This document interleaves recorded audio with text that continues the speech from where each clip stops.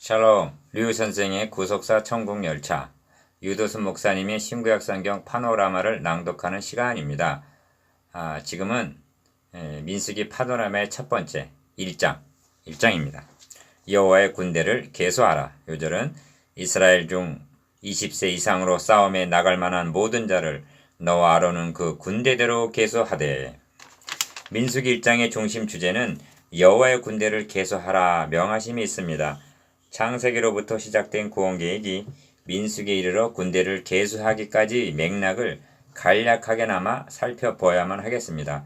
하나님은 창세기에서 믿음의 조상 아브라함을 택하셔서 메시아 언약을 세워주시고 그 언약을 이삭, 야곱에게 계승시켜 주시고 야곱에게 이스라엘이란 이름을 하사하셨습니다. 애굽으로 내려간 이스라엘이라는 한 가족을 거대한 민족으로 번성케 하신 하나님께서는 출애굽기에서 유월절 양의 피로 구속하여 하나님의 백성으로 삼으십니다. 그리고 하나님의 백성답게 살아가도록 율법을 주시고 하나님이 거하실 성막을 세워주십니다. 그런데 주목하게 되는 것은 조상 대대로 노예 신분이었던 이들을 여호와의 군대가 다 애굽 땅에서 나왔다 하고 여호와의 군대로 기대하고 있으시다는 점입니다. 출애굽기 12장 41절, 13장 51절. 왜냐하면 하나님의 나라 건설은 선한 싸움을 통해서 회복되기 때문입니다. 그리고 레위기를 통해서 하나님과 교제하며 섬기는 법을 가르치십니다. 그런 후에 민수기에 이르러 20세 이상으로 싸움에 나갈 만한 모든 자를 계수하라. 첫째 단원이죠. 고 명하시는 맥락입니다. 이는 단순한 인구조사가 아니라 군대대로 계수하되 3절 중반절라고 하신 여호와의 군대를 점검함임을 유념해야만 합니다. 가나안을 향하여 진군에 나아가기 위해서는 이를 저지하려는 대적을 물리치고 약속의 땅 가나안을 정복할 군대가 필요했던 것입니다. 20세 이상으로 싸움에 나아갈 만한 모든 자, 이것이 하나님께서 우리에게 기대하시는 바입니다. 계수한 각 지파의 명수, 둘째 단원의 총계가 60만 3,550명이었습니다. 그런데 레위 지파가 계수에 들지 않은 것은 레위 지파의 직무, 셋째 단원이죠. 그 직무가 증거막에 대한 책임이었기 때문입니다. 이에 대한 구속사적인 의미가 무엇인가? 이를 세 단원으로 나누어 상고하겠습니다. 첫째 단원 1절에서 16절 싸움에 나갈 자를 계수하라. 둘째 단원 17절에서 46절 계수한 각 지파의 명수. 셋째 단원 47장에서 54절 레위 지파의 직무. 첫째 단원 1절에서 16절 싸움에 나갈 자를 계수하라. 이스라엘 자손이 애굽 땅에서 나온 후 제2년 2월 1일에 여호와께서 시내 광야 회막에서 모세에게 이르러 가라사대. 1절 1. 본 단원의 중심점은 이스라엘 중 20세 이상으로 싸움에 나아갈 만한 자를 계수하라는 명령이었습니다. 기억. 애굽 땅에서 나온 후 제2년 2월 1일에 합니다. 이는 출애굽기 40장 17절과 연결이 되는 말씀인데 제2년 정월 곧 그 달 초 1일에 성막을 세우니라 합니다. 그러니까 출애굽한 지 약 1년 만에 성막을 세웠고 성막을 세운 지 한 달 후에 계수하라는 명령이 떨어진 것입니다. 니은 시내 광야 회막에서 모세에게 일러 가라사대. 출애굽기는 시내산에서 말씀하셨으나 이제는 회막에서 말씀하십니다. 회막이란 곧 성막을 가리키는데 회막이라 한 것은 만남의 장소이기 때문입니다. 오늘날은 교회가 회막이라 할 수가 있습니다. 2. 이스라엘 중 20세 이상으로 싸움에 나갈 만한 모든 자를 계수하라 명하십니다. 3절.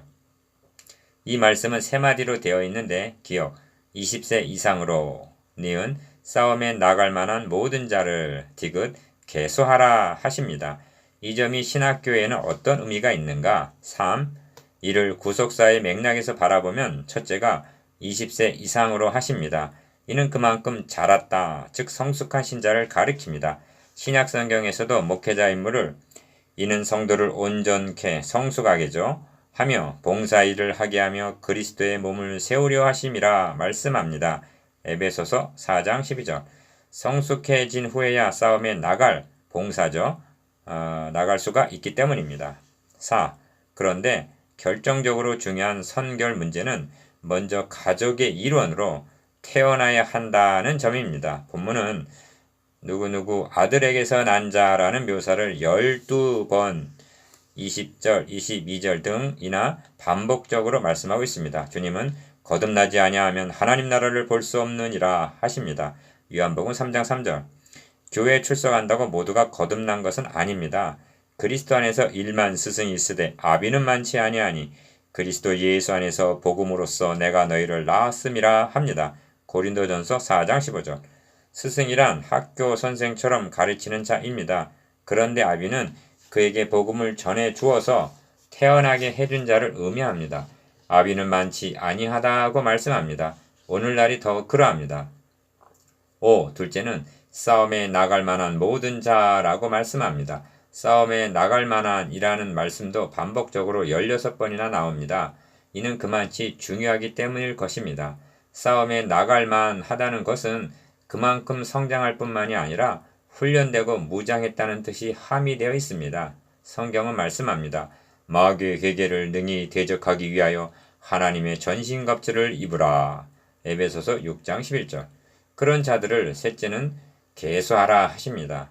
계수하라는 말씀이 30번 이상이나 나오는 것만 보아도 그 계수에 든 한 사람의 중요성을 짐작케 합니다. 이는 연수만 지나면 자동적으로 되는 것이 아니라 지속적인 훈련으로만이 가능해짐을 명심해야만 합니다. 6. 너희와 함께 설 사람들의 이름은 이러하니 합니다. 5절 상반절. 이는 모세를 도와서 계수하는 임무를 수행할 족장들인데 하나님께서 친히 지명을 하십니다. 5절에서 15절. 이들을 가리켜 그들은 회중에서 부름을 받은 자요 그 조상 지파의 족장으로서 이스라엘 천만인의 두령이라 16절 하고 말씀을 맺고 있습니다. 뒤에 가서 가나안 땅을 분배할 자들도 지명하심을 보게 됩니다. 34장 둘째 단원 17절에서 46절 계수한 각 지파의 명수 여호와께서 모세에게 명하신 대로 그가 시내 광야에서 그들을 계수하였더라. 19절 1. 본 단원의 중심점은 여호와의 명을 따라 계수하는 내용입니다. 그런데 아무렇게나 계수한 것이 아닙니다. 기업, 지파별로, 니은, 종족을 따라, 디귿, 가족별로 계수했다고 말씀합니다. 치밀하게 조직적으로 계수한 것을 볼 수가 있습니다. 그런데 말씀하는 것을 보면 틀이 있습니다. 먼저 지파를 말씀하고 다음으로 아들들에게서 난 자, 이것이 니은이고 디귿 20세 이상으로 싸움에 나갈 만한 각 남자 리을 다 계수하니 하고 마지막으로 미음 계수함을 입은 자가 몇 명이었더라 하고 수를 말씀하는 순서를 따르고 있습니다. 3.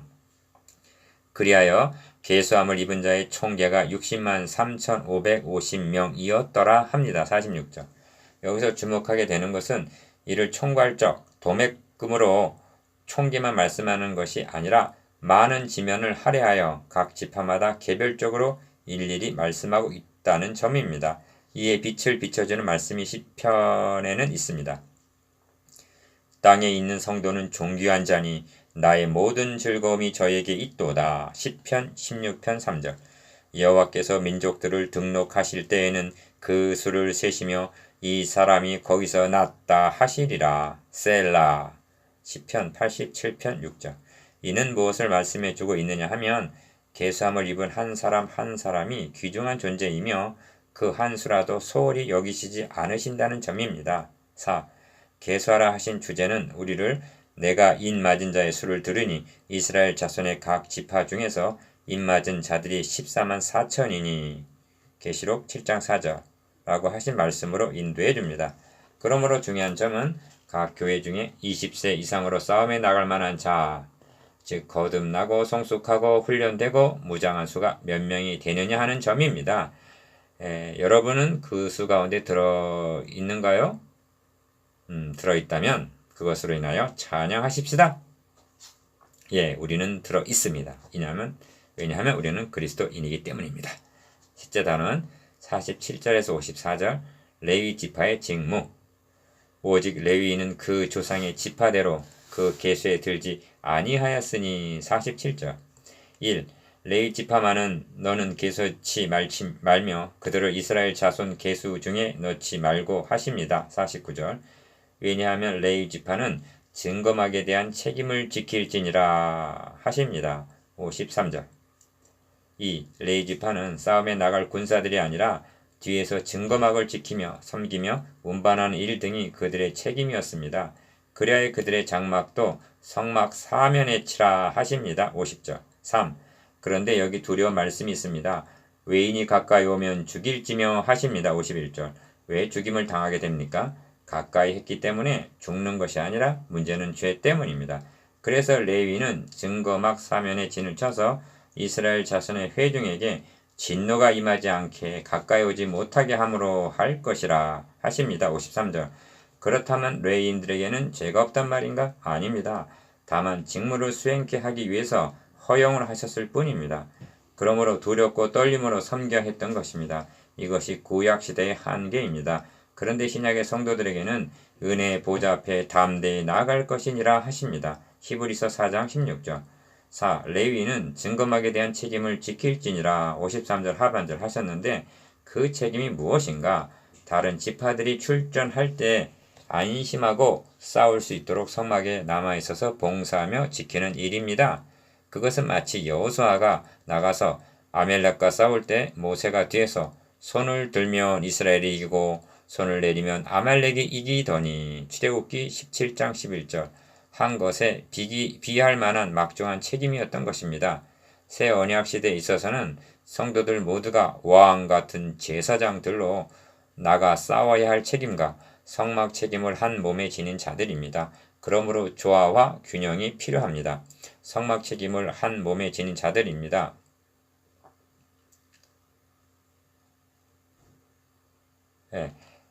그러므로 조화와 균형이 필요합니다. 싸우러 나가는 것이 전도하는 것이라면 증거막에 대한 책임은 예배, 기도라 할 수가 있습니다.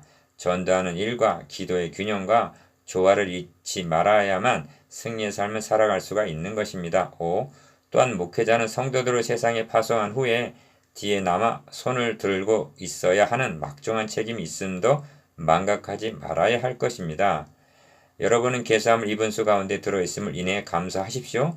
자녀인 것만이 아니라 하나님의 군대임을 망각하지 마십시오. 또한 왕 같은 제사장으로서 기도와 전도하는 일의 균형과 조화를 잃지 않도록 하십시다.